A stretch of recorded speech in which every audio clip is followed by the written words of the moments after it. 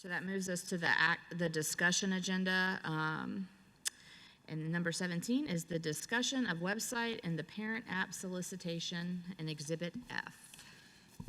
Yes, Madam Chair, members of the board, as we shared in the superintendent's report at our last school board meeting, we wanted to look at ways of upgrading our communication strategy to include a new website and a parent app for our parents. So at this time, I'm going to ask for a presentation on that philosophy.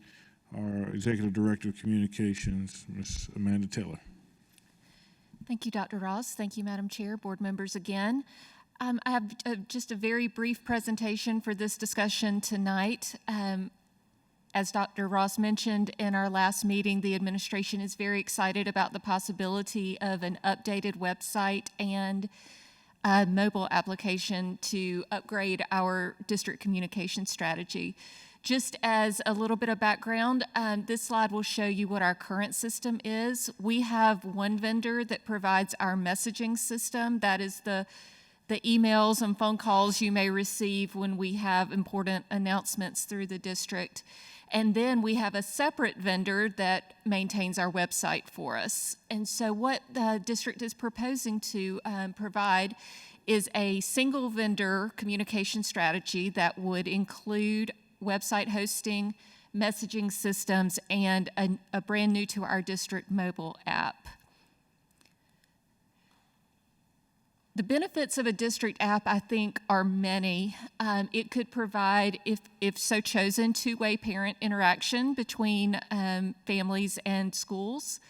It would certainly increase parent involvement as more information could be shared to more families. It would provide immediate real-time notification, and because we would have one source of data input for all of our communication platforms. And then finally, the app could be customizable to parent needs. We may have a community member who just wants a broad overview of what's going on in the district, important announcements. Or we may have a parent at a specific school that's interested in one particular feature, and so they could drill down all the way to that one thing to get their information. So I think that this would be beneficial. It would certainly increase parent engagement.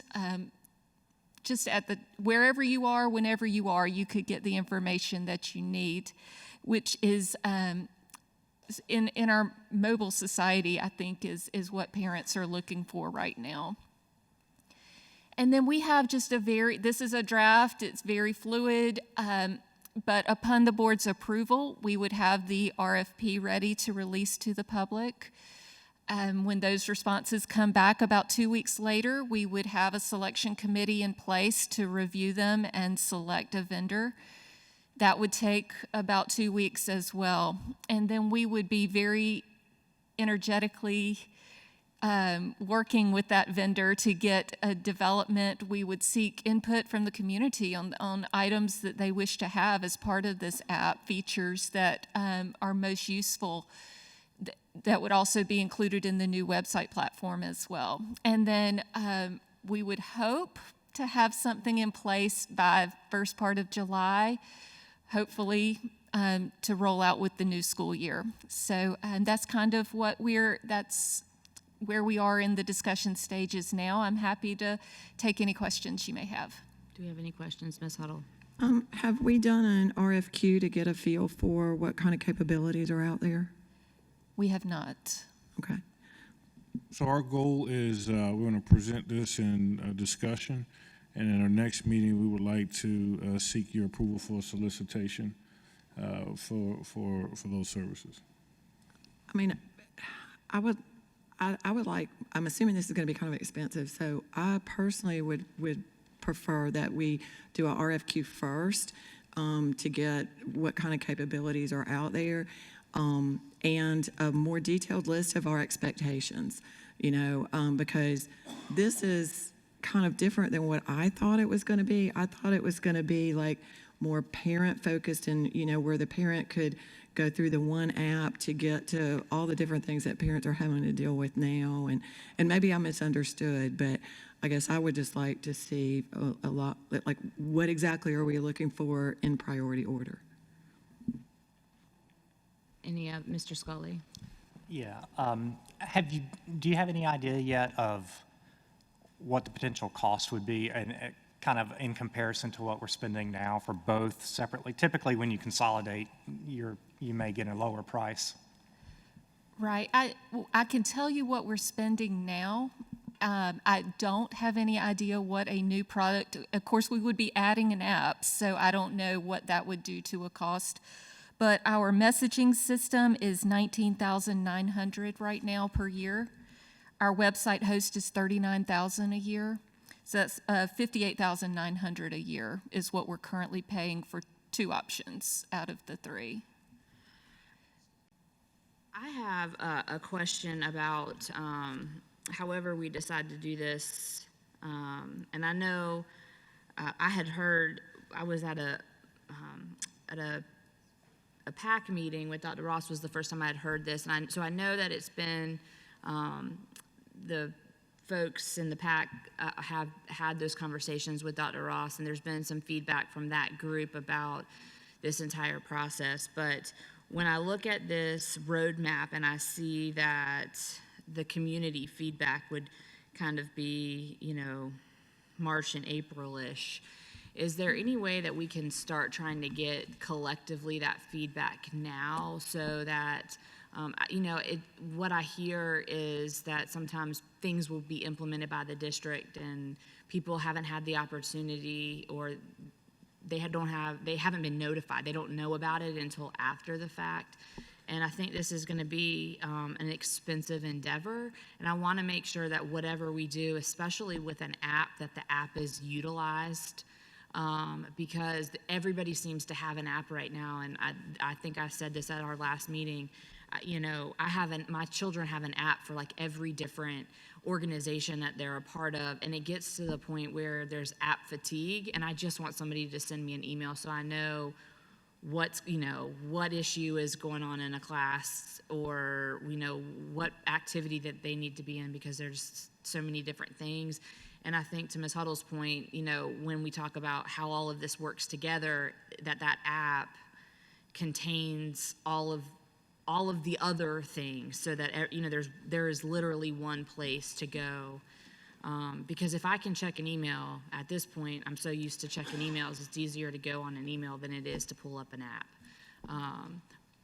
But I think that there's a lot of value if the app is robust enough, but that's not going to be the cheapest option for the district, I wouldn't think. Right. Mr. Satterfield. Yeah, I had a couple questions. The app that we're looking at, we're not looking at because we're looking for one. Is this something that parents will have to? Will there be any cost to the parents? No, sir. No cost to them. No cost. Is there any way of measuring how useful a tool it is? Any way of feeding back? Can you look at number of hits or anything along those lines? Or are you just asking people? So, how do you like the app? That is a technical question I don't know the answer to, but I feel like I'm seeing technology nod yes. So there are analytics in that would document our traffic through the app. If it's going to be that much money, if it's money well spent, I think that, I understand that. But I was just curious if there's any way of assessing, make sure you're getting your yes, sir. value for your dollar. It appears yes. Thank you. Okay. Any more questions? All right, Mr. Scully. You're not proposing that this wouldn't impact any, I'm thinking of the poverty-stricken families or that may not be able to afford a smartphone or a tablet or something to have an app. We're not replacing any of our core communications. No, sir. With no, this. This is in absolutely addition not. to. We're just expanding. Okay. Nothing's going away. All right. Thank you, Ms. Thank Taylor. you.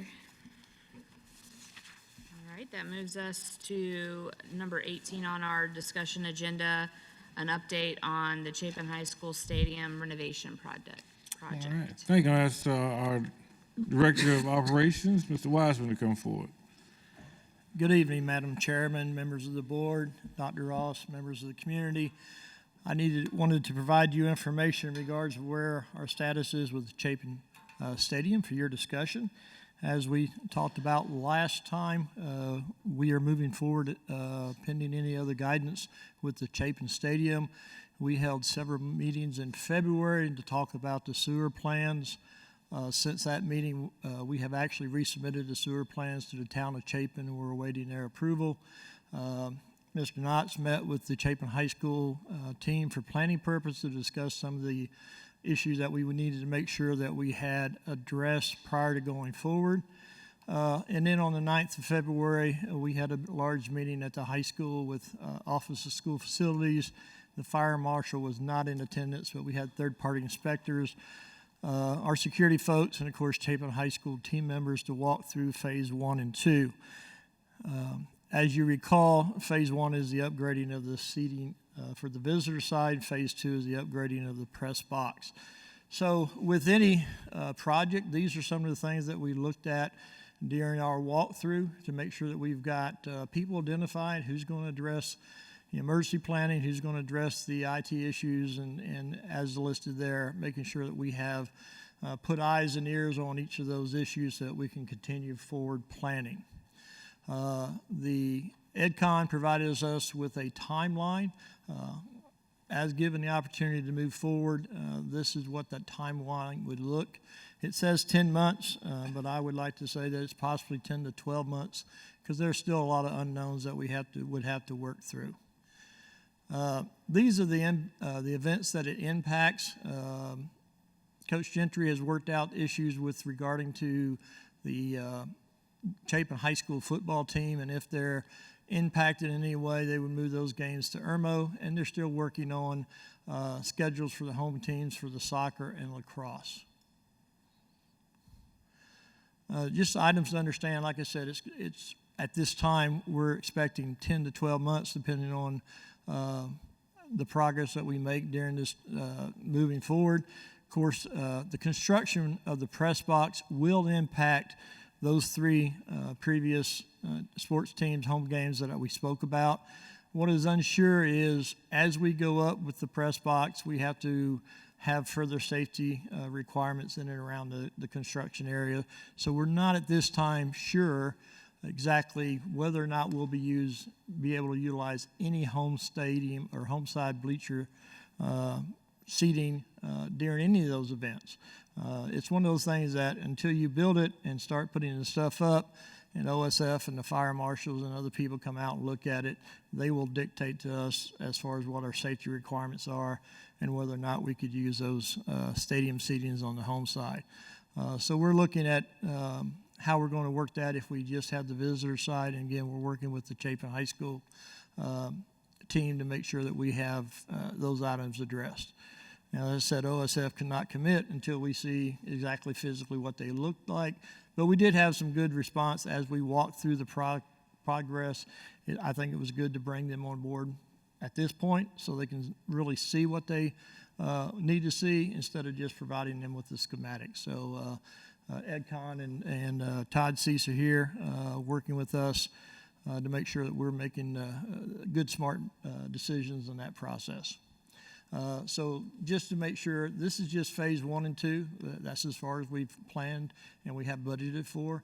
But the important part is making sure that we have the safety in place for whatever we're allowed to play on during that time. And there's always a possibility, and we made that clear to as many people as we can, there's always a possibility we might have limited home side seating. So pending the other discussions. All right, do we have any questions? All right, thank you, Mr. Wiseman. Thank you. That moves us to 19 on the discussion agenda, which is an update on the Irmo High School East Wing addition. Thank you, Madam Chair, members of the board, and our community. We have some special guests with us here. Mary Beth Bradham from LS3P will give us an update on the Irmo High School East Wing replacement. Thank you so much for being here and your team, and we look forward to your presentation. Good evening. Thank you all, Madam Chair, members of the board, Dr. Ross. So happy to see you again in the new year here. And to all of the new board members, nice to meet you all. So we're here to give you an update on the schematic design progress. We finished the schematic design, which was where we left off last year and where we stopped right now. We're proceeding into design development. But we wanted to update the board on where we are with that. And I have with me my colleague Tyler McKenzie, who'll speak a little bit to the design. And I also have our cost estimating consultants from Aiken Cost to answer any detailed questions that you may have. But for right now, Dr. Ross and I thought it might be nice as new board members are on board and just in general, just to talk about the progress of the process of the design and the phases that we go through so that everybody's on board with kind of how much detail we have at each phase of the project and how it relates to the cost. So forgive me if if you already know it all and this is just a refresher, but we just thought it would be a good way to kind of reintroduce this project given that there are various new board members as well. But as the process goes is we have our first part of the process is the visioning and programming part that we have done. Now, maybe you can see across the bottom that we're going to kind of compare this to how a car is designed and actually completed. So at the beginning of a new car, they're just thinking of great ideas. And so the visioning and programming part of the process is a lot about ideas and brainstorming and getting people's input.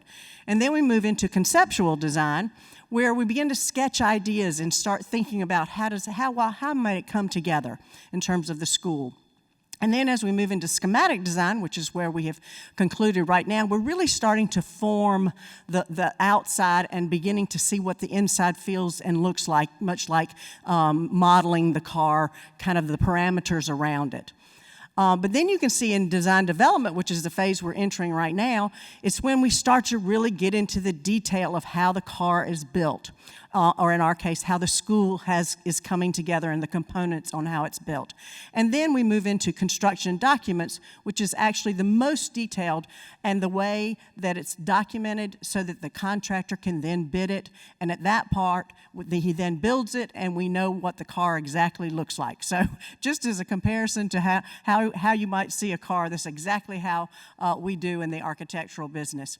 So as many of you may know, we've already conducted the visioning and programming sessions that we held last May at Irmo High School, and it was very well attended, and we got a lot of great input from the students as well as the community and the teachers and all the folks, the administration and the board members came. It was a really great outpouring of information. From that, we developed a very detailed program based on what we heard, but also based on what was needed to replace the old East Wing with the new East Wing. So that's a series of spaces and square footages so that we could begin to then start assembling all of the pieces, which leads us to the conceptual design phase, which several of you have seen the progress along the way, where we had looked at what we call bubble diagrams and site layouts and basic blocks and how did they go together, what adjacencies need to happen, how does it fit on the site best. And so we went through various iterations, and now we ended on concept number 4. So you can see the layout of that, which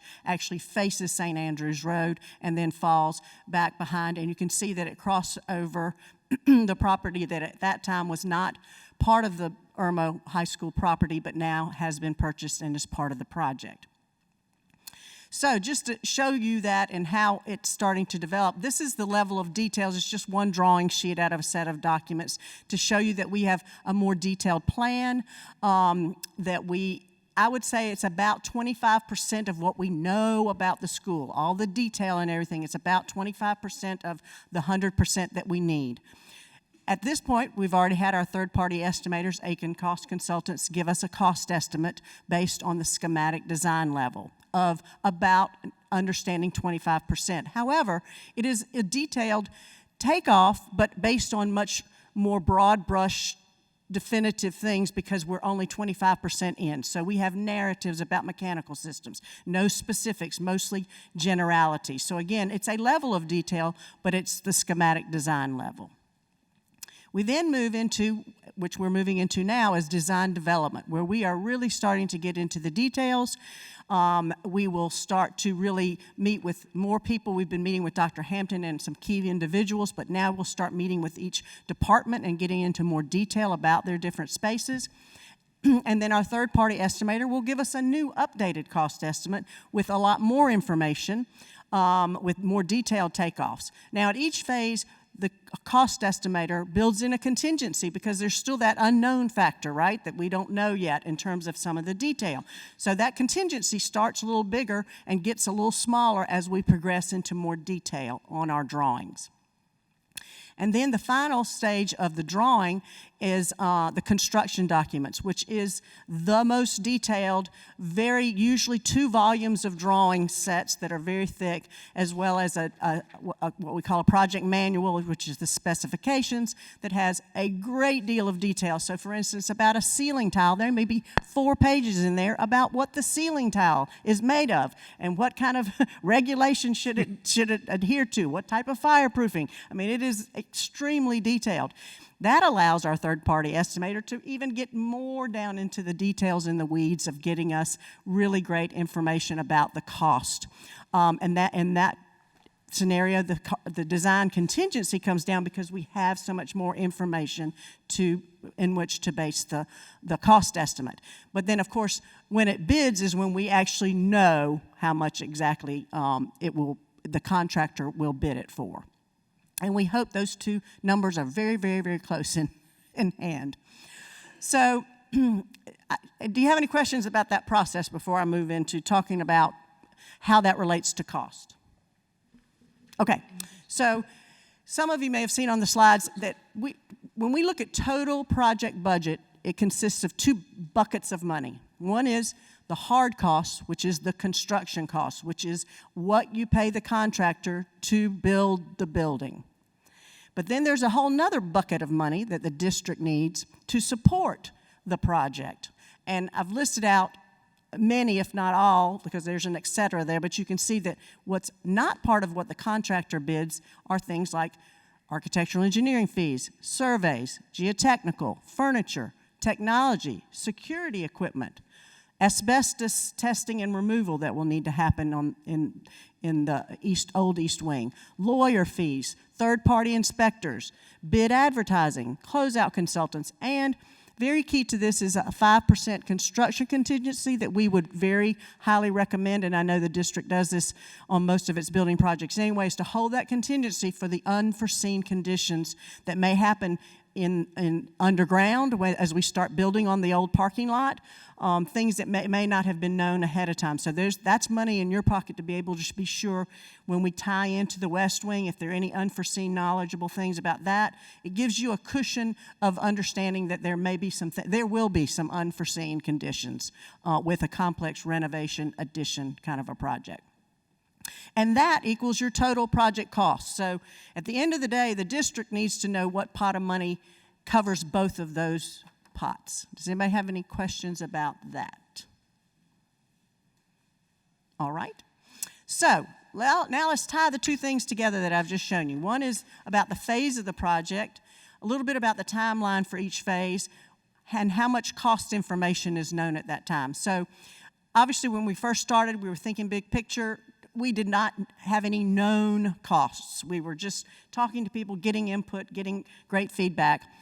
However, the district, before we started the project, had already set up a $49 million total project budget, hoping that would perhaps cover the cost of this new East Wing. We moved quickly into conceptual design, following the visioning and programming, where we did those bubble diagrams and site layouts that I showed you. It took about another 2 months for that. And we came to you with some very preliminary rough numbers of what we were seeing in the market in terms of cost per square foot. Again, it was based on those bubble diagrams that I just showed you in those concept phase. And then now in schematic design is when we really start to see what those numbers really feel like and are.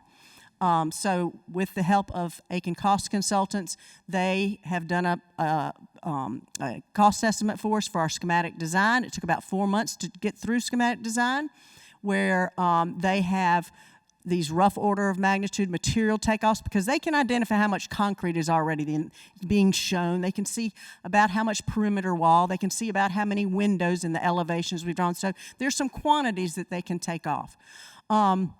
But they go ahead and build in that 15% design and estimating contingency because of the unknown things that we haven't drawn yet. We haven't documented, so they don't know it. But they can take their best guess, and that's why they're great at what they do. So right now, we're looking at about a $51 million in construction costs and another 10 or so in typical construction costs, which we usually average around. Most districts, we see 20%. Again, that's a number that comes directly from the district. This is not a number I'm assigning to it. It's just our help with the district in knowing there should be some funds for these soft costs. And then as we move into the next upcoming phases, design development, construction documents, and bidding, of course, all of those cost estimates are to be determined, whereas the contingency you see comes down from 15% to 10%, and then it comes down again to somewhere between 0 and 5%. And then not until it bids do we have 100% of known costs when the bid comes in. So it takes about 20 months for us to really understand all of the costs that go into the project in terms of the construction cost. Y'all will be developing your soft costs all along the way. Some of those soft costs will be during construction, so soft costs are kind of spread out for the district in terms of things you pay up front and some that you pay all along that go all the way through, like purchasing your furniture and putting in your technology, those kinds of things. So, to finish up this portion of it, I haven't shown you any of the fun new pictures and things that we're going to show you in a minute that Tyler gets to talk about. But just to show you kind of in a similar format that I've shown some of the existing board members before that were here at the end of last year, we're at about 120,000 square feet for the building and the site. As you all know, and we can have Aiken address it even more. I think I've mentioned it several times that, of course, we all know the market is still very volatile and still increasing, very much so as we're seeing material costs fluctuate. Some have come down, some have gone up.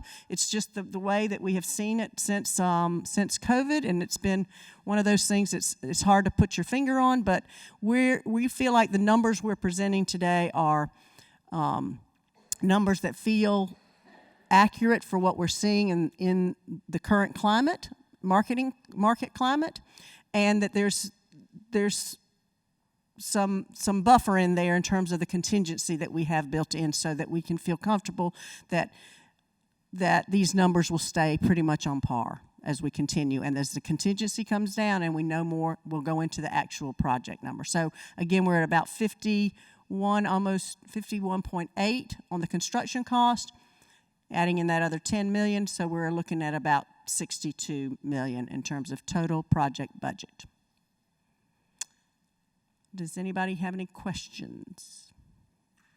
Yes, Ms. Tuttle. This may be a question for Dr. Ross or our CFO, but I know, Dr. Ross, at one point you had given us when it looked like it was going to be over budget, you had given us a recap of some capital funds. We had reallocated some capital funds from prior years that were not used, and I guess I'm just not remembering what that number, I mean, do we have the $62 million is really the question. So the good news is we have it. I think we just need to outline how we have it for the board and the public. So Ms. Paul, can you share? Yes, sir. Thank you, Dr. Ross. So if y'all recall in our facilities workshop earlier, there was several slides about a potential bond referendum, and I just want to reference those because they also talk about the Irmo High School wing. So if you have those handy, please try to kind of follow along. But so we issued in 2022, so last spring, we issued $34 million to start this project for Irmo High School. The plan for this year, so in the spring of 23, we plan to issue an additional $9 million. So that would get us to $43 million for the Irmo High School project. In the spring of 2024, we have plans to issue an additional $17 million. So those three bond issuances will get us to $60 million.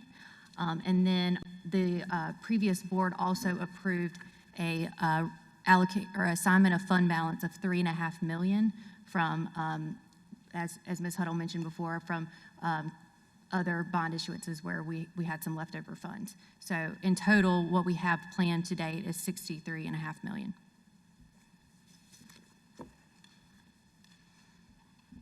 Mr. Satterfield. Yeah, I have a question. It's probably for Dr. Ross as well. I visited Irmo High School recently. School looks great when you go in the new addition. I'm sure this east wing is going to look great, shiny and all that. What about the west? Are there any plans for remodeling for the west wing and that behind, that walkway and the gym and all? That school's been here forever and ever and ever, and it really needs a lot of. Is that part of this plan, or are there plans, or is that for future referendum, or what? Great question. So we're designing this with a multi-phase approach.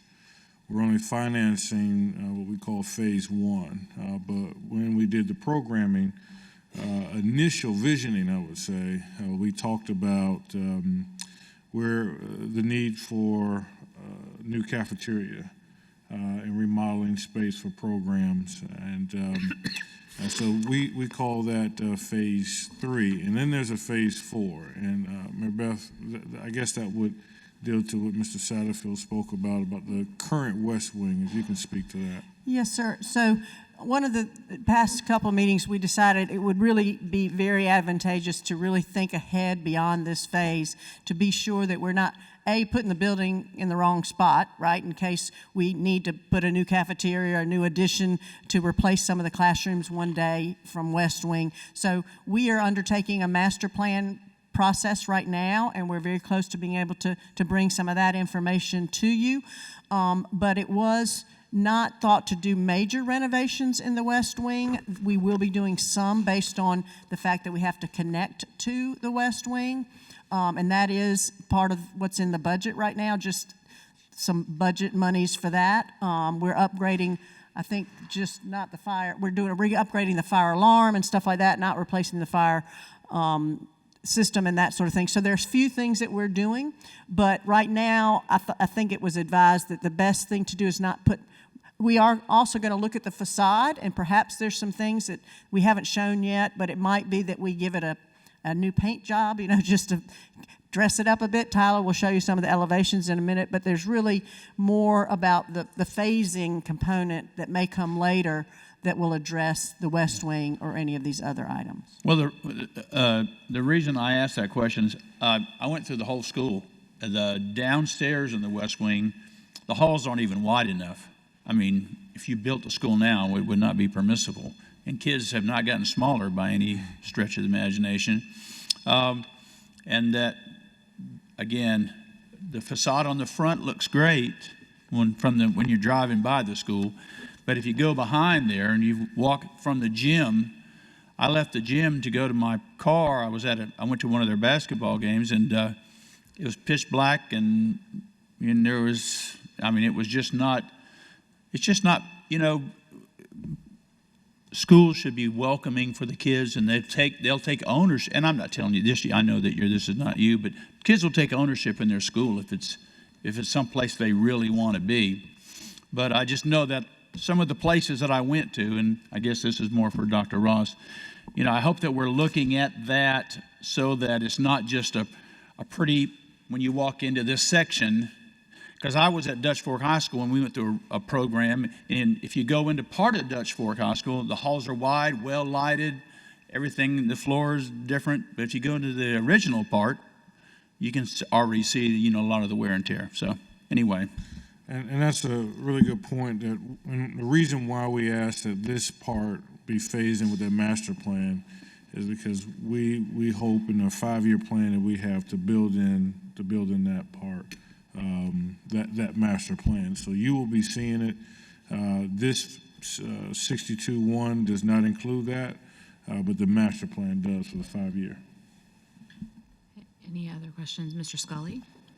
Yeah, and this kind of straddles the fence between number 19 and 20 on the agenda. As it relates to the context of the master plan, with this being an addition, can you tell me how, if we get through the process as we go through the process of the master plan and we get population data and estimates and projections, that may call this into question in terms of need, for size, square footage, and so forth. How do you reconcile that down the road? A great question. Looking at just starting on the basis of the assessment from the 2019 MBCon study, when we looked at the conditions that were in kind of the worst conditions of the district, Irma High School presented itself as the absolute, worst conditions. So, if we were to look at sustainable, 10 years from now, that we make the right decision. There is no question that in terms of the academic replacements, programmatic replacements that we have, we will never regret this. We're not even in position to hold science labs comparable to any other middle schools in the district. Our English classes, as Ms. Satterfield was saying, the size of kids that get smaller, but they can't safely hold the 25 ratios that we have now. So to that point, which I think is really good that we make that declarative statement, right? We know that the decision to invest this today, if we were not doing this project, I would foresee that this would be the #1 priority on our 5-year plan, which would essentially eat up $62 million of capacity that we have to go after other projects within that 5-year plan. But in terms of academics first, this is straight. When we look at the programming here, it's math, science, English, social studies, and none of those were on par with any school in the district. And there were some not only academic issues, but just some safety issues as well in the design of the building. So this not only improves the academic delivery at Irma High School, but also supervision and safety as well. Being able to see and supervise students in this layout will be much more effective. So that's a very good point. I would say we rest assured that this investment, if we did not move forward or we're not doing this, would be the #1 priority on a 5-year plan. Okay, thank you. I think that's going to be a big concern, or at least for the public and the people, to make sure that we're not as we go through this process, should we learn that maybe the population growth in Irmo isn't quite what we either thought it was at one point, or is not keeping up with other growth areas, such that it would justify this I see what you're saying. this degree of renovation, this amount spent. So I think the public's going to be very concerned about that. But Can I speak to that? just make sure to communicate it. That's all. I think, and I would like to, I think when we look at our population, what we saw the greatest dip was in the Dutch Fork area. The Irmo area, I think while we see movement, you see replacement. So that's one of the reasons that I think we'll take note of that, continue to communicate it in our literature and in our presentations. So I do thank you for that input. And I have a question, and I'll come this way in just a second.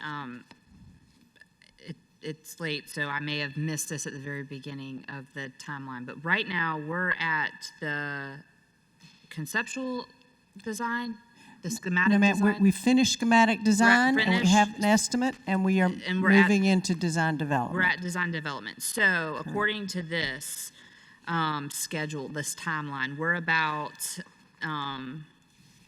12 months away from bidding this project out.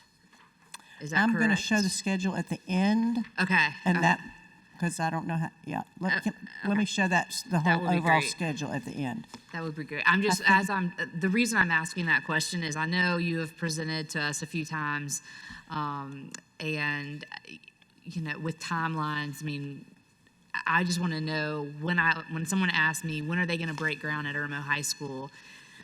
Sure. When are we going to break ground? So I see that 12 months. That's why I was That's why I was asking, and Because I'll let I may you. have added the months wrong, but basically, we are already into design development. Let me just say, we wanted to stay on schedule and didn't stop, okay? So we're already in, so some of those months are overlapping now. Okay. Basically, what we're showing is to be bidding around the end of the year, this End year. of the 2023? Right, Okay. yes. Okay.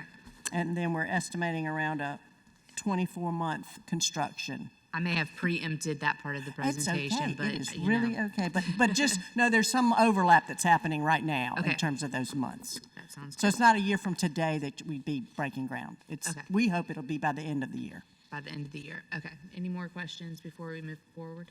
I have, I guess it's not so much a question as a request that, I don't know if you call it the schematic or the next level, but I'd like to see at the next board meeting that we review and approve that. I think the contract may even say at some stage of development, we have to approve it. And it actually goes to Mr. Scully's question in that I think we need to see the schematic and how many science rooms there are, how many regular rooms there are, and how many students is this, because when we approved it, it was on an estimate and it was on square footage. It was also on a different option than option 4. So, I mean, as a board member that was on there at that time, I couldn't even tell you right now how many students this will accommodate. So I just think that before we get too far, the board as a whole should review that and approve that. So, we actually do know, and we have known, and maybe we didn't make it very clear from the very beginning that we were aiming for 1,550 students, and it accommodates that in the new wing. So that's good to know. I just still think it would be good. There's no turning back after this. And if people hate it, we're going to have to take, they won't, but I don't know what the contract says, but usually I think they do say something about the board having to, or the owner having to approve the schematic or a design before you go to the next stage where it's too late. Absolutely, that's why we're here tonight. So, But it's on the discussion, so we can't vote tonight. So that's why well, I was asking I for wasn't it to aware be that on. there were, anyway, we just need to discuss it, Dr. Ross, but Well, we're I happy think to. what I think is always best is have discussion first, get feedback. We never want to take anything to the board for action on it the first time. So we have discussion, we get very, very valuable feedback, and then we advance it to an action. So, but I think this feedback helps us that when we come back for action, that we've answered as many questions as possible. And I apologize if I implied that we were just moving ahead without y'all seeing it. It was more about that we understand there's a schedule to maintain and that we got some good back approval of, basically it hasn't changed a lot from what you saw at the last board meeting. It's just more detailed now. So, and Tyler's going to show you all that. So in a minute, so we will get to see that. So please know that we've probably put more time into preparing for this meeting than we have finished continuing to work on the drawing. So don't you worry. We want your approval. We want your say so in moving forward for sure. Can I go ahead and show you some fun pictures and then we can come back to questions, Madam Chair? Is that okay? Okay. Yes, ma'am. All Sorry. right, Tyler. All right, thank you, everyone.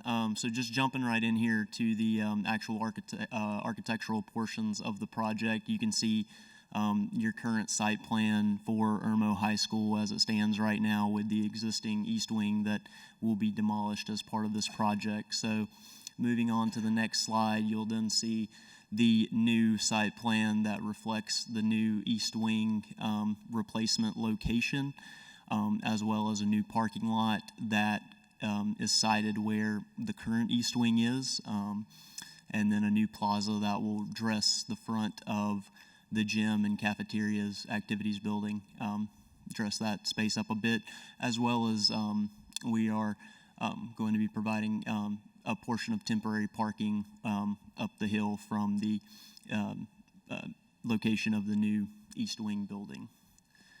So moving on to the plans here, you can see it's going to be 3 floors with the new main entrance to the school on the first floor. Coming into what you see in the light yellow there is the new administration and guidance portion of the building. Next to that is a new flex area with a steratorium that will serve as a portion of dispersed dining. In our community sessions, we found that there was a big need for more dining area. So that is our attempt at helping to mitigate that issue. Moving up to the second floor above the administration wing, you'll see in that light green color is the new media center portion that will be at the forefront of the school. And in that back wing, that's all of your traditional classrooms that serve English, math, social studies, and science labs and classrooms on the third floor. So moving forward, these images here, there's some just quick massing images that serve to show how we are mirroring the auditorium addition at this end of the campus, kind of bookending it, tying them together. And you can see a lot of glass there that looks like it's one big space, but really it's the administration and then the media center on top there. And then here is one that's a little bit further rendered, just to kind of show you some materiality of what we've got going on here. Our bridge connector that will be connecting the existing west wing to the east wing will serve as our signage that tells everyone really where the new front of the and main entry point of the school is at our new tower.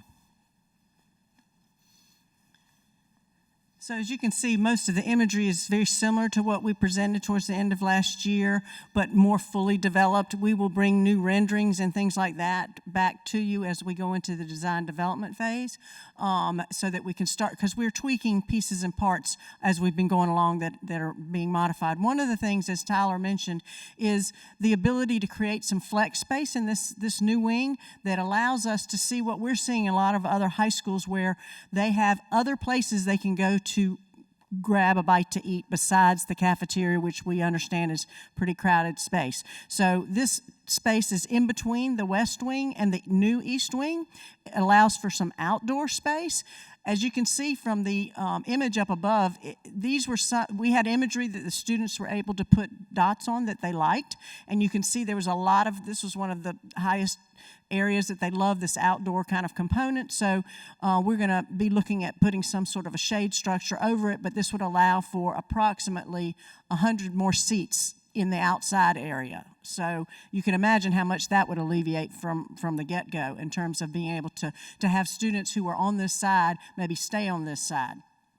And that ties in with what's right on the other side of that plaza that I just showed you, which is a space that we call a steratorium. And maybe you have seen some of these in some of the other schools that are being designed now, but it's a great place to either have someone come lecture and speak at the bottom there, and you have your students sit on the different areas, and it's stairs that also take you up. So there's up above this space, there's actually more seating.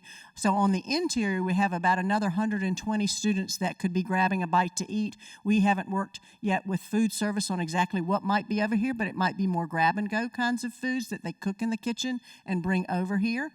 So again, we're working through that, but one of the thoughts was it becomes a wonderful space for the students, back to your point about really loving the space that they're in and enjoying it and taking pride in that. You know, we're trying to create some really great spaces. Again, that was another image that the students and teachers loved.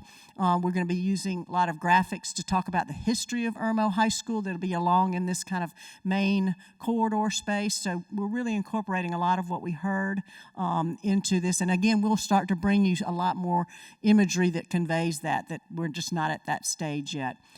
This is a view kind of looking out of the media center with all the wonderful glazing and natural light that will be coming in to the media center, again, reflecting some of the images that the students really liked.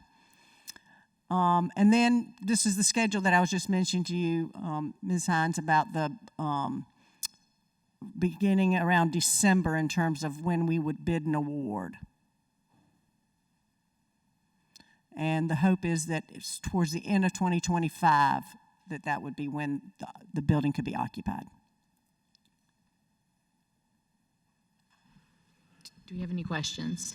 Yeah, I have Mr. one other Satterfield? question. Yeah, just curious, when the east wing, the old east wing is demolished, and Mr. Ross maybe can help with this, how many classrooms are we losing and how many are we gaining? I know you talked about how many students and things. I'm just curious, I know that there's a lot of classrooms in that old east wing.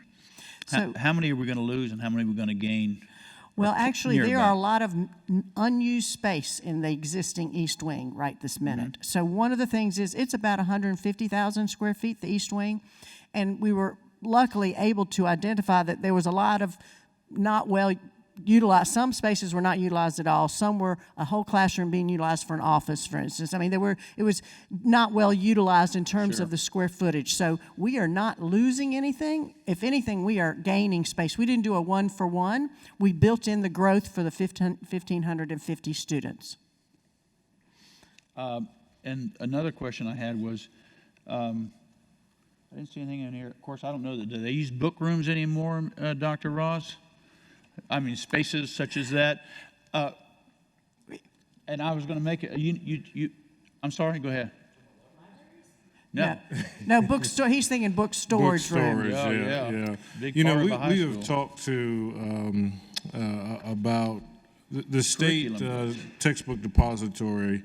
We see for quite some time will be with textbooks. So, and because I know, but that's the state It's a functional resource. space that you got to have. you It's know. it's a space that we have to have, and if you look at the current one on the east wing, you know, it is.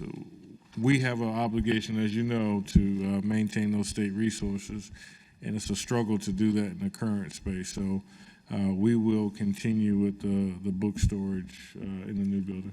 And the second observation, I really like that little room that you got where they can kind of hang out down there. When I was at Chapin High School, out of necessity, we had sort of because of the size of the cafeteria and the number of kids, we had almost like an indoor concession stand where they Exactly. sold pizza out of the box and cold drinks and stuff, and they had a little table for kids to sit around, and the kids loved it. That was That's- one of their that's favorite places to exactly- go. So That's exactly the with- concept. With the distance they've got to go from the east wing to the cafeteria, I mean, if they got to study for an exam or something like that, that might be pretty cool. But I do like that idea. Great. So this is showing too, just to reiterate Dr. Ross's thought, it's also, this plan is much more efficient than the east wing. As you know, it's a donut that has spaces in the middle.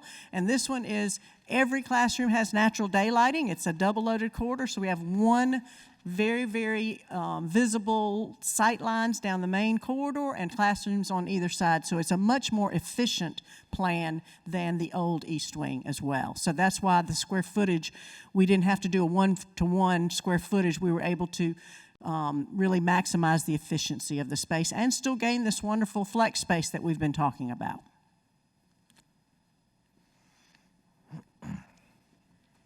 Mr. Scully? Yeah, just quick comment. I have to admit, sentimentally, this hurts my heart to see that old building go. I know it's needed, and this is exciting. Shout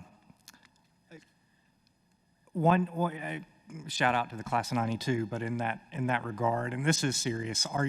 Have you contemplated? I know the Captain Dan McCullum Memorial. I can't tell from the from the picture. Are we preserving that? We are, and I will just say this: Irmo High School, that wing is very means a lot to our community. It's just a hallmark of just the town of Irmo. There are a lot of trees, shrubs that are planted, trees, memorials on that campus, and in the visioning statement, we talked about how we would preserve all of those. So whether they were on St. Andrews, planted in the garden, planted in the courtyard, everything that had value. It's one thing that we learned, murals, all of those things that have that sentimental. And we talked about what does it mean for the building to come down and having opportunity for bricks to be given I was to going to people ask you, in the can we buy community. brick? Yes. So we certainly appreciate it. Walkways and all of those areas, making sure that that's preserved and ceremoniously demolished so that people can have a part of Irmo, South Carolina. Do we have any more questions? All right. I think it looks beautiful. Thank you so much for your work. We certainly appreciate it. Any questions for our estimators while they're here? How can you make it less expensive? I actually do have a question. Yes, Autumn. You were actually using the example of ceiling tiles. And I redid my basement, and I know that ceiling tiles, there's like literally ones that are 10 times as expensive as these other ones. So are y'all, I mean, I know we want it to look pretty, but at the same time, y'all decide that, right? That's not the construction company. You say, I want this type of ceiling tile. Correct, and we understand that there's a budget, and we understand that we want this to be a wonderful new east wing, and we're going to find our moments where we want to spend a little bit more money, like the steratorium space, and we know that the corridor is pretty much the district has some standards for those sorts of things that won't be, specialty lighting and all the things down the hall, but we might have some specialty lighting in some of these key areas where we have a history wall, for instance, something like that. And we absolutely appreciate that there is a budget, and I know this is more of a budget than you anticipated, but believe me, it's not because we're throwing excessive things in there. We understand that it's about working with the district on their standards, understanding what are durable materials that will last a long time, and finding the moments where you want to maybe dress it up a little bit more. The media center is going to be one of those spaces that we want to have comfortable places for the students to learn and enjoy those spaces, so we may do some things in there. So again, and the classrooms are still going to be great classrooms and not have to have the most expensive ceiling tile. So absolutely. That was just an example. Yes, no, good question. All right, well, thank you very much. Thank y'all so much. That moves us to item 20 of the discussion agenda, which is the discussion of our board 5-year master facilities planning workshop that we held prior to this regularly scheduled meeting. Dr. Ross? Yes, Madam Chair, members of the board, thank you so much for your participation. I think we've really started off a great conversation on the process for including our feedback in the 5-year master facilities planning plan. And I wanted to have this placeholder on the agenda to talk about what the board seeks as the next steps. We propose with a A&E team coming on, either being approved by the February or the first meeting in March.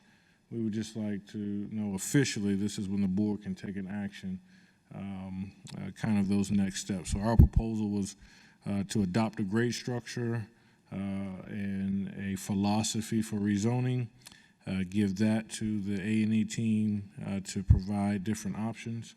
And so we just wanted to put that out for discussion. So the question is, which meeting do we adopt a grading or a grade Oh, I'm sorry. I'm sorry, I'm saying it wrong. A grade philosophy and Grade structure. the grade rezoning. structure, I'm sorry, yes. That's right. So that is what you want to know, is Yes, which ma'am. meeting? So the February 27th meeting or the first meeting in March? Yes, ma'am. Okay, so and you need that done for the A&E to come in? Okay. Correct. So I'm going to open the floor for thoughts. I think that I'll say that I think that our workshop was very productive in the sense of kind of seeing what a proposed grade structure looks like. It seemed like everyone's questions were answered regarding that. I know there's a lot of other considerations that go into everything, but I'm going to open that up to thoughts. I can go down the line, or we can call it out. Do we have zero thoughts on this? I'll talk. All right, Mr. Scully. I could adopt that tonight. I think that proposal was good. So if there was a way to motion and do it tonight, So is everybody, I guess my question could be, is everyone comfortable putting this on the 27th agenda? Absolutely. Under the action part of the agenda to vote for the grading structure? Mr. Hogan is not. No, I am. I'm just kidding. I'm comfortable putting it on. I guess my question is, Dr. Ross, with us approving a grade structure, is the district going to come with the recommendation of this is the grade structure with a referendum, this is the grade structure without the referendum, and here's how we deviate, essentially contingent on the referendum? Correct. So And we- timeline. Correct. So with this, we would basically know how we would rezone with or without a referendum passing, and provide those options with the implementation timelines. But that would get us out of the 9+ grade structures into a 5-level system, and we're going to move forward with your options from that point. And I have a question regarding our packet that we received. We received a binder of information for it had today's presentation and things like that. Is that going to be available on our website for the public to see?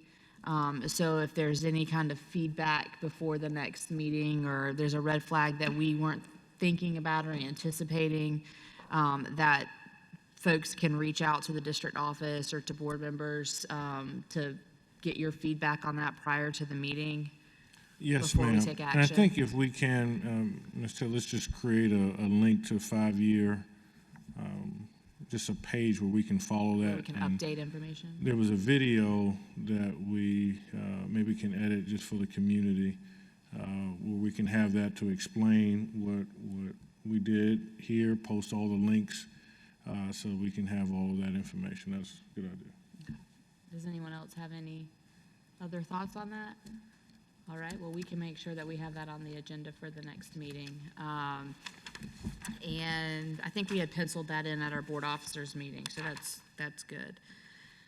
All right. Real quick, I'm sorry. Yes, Mr. Will you have time to present that to the PAC committee between now and then? We're presenting the PAC tomorrow.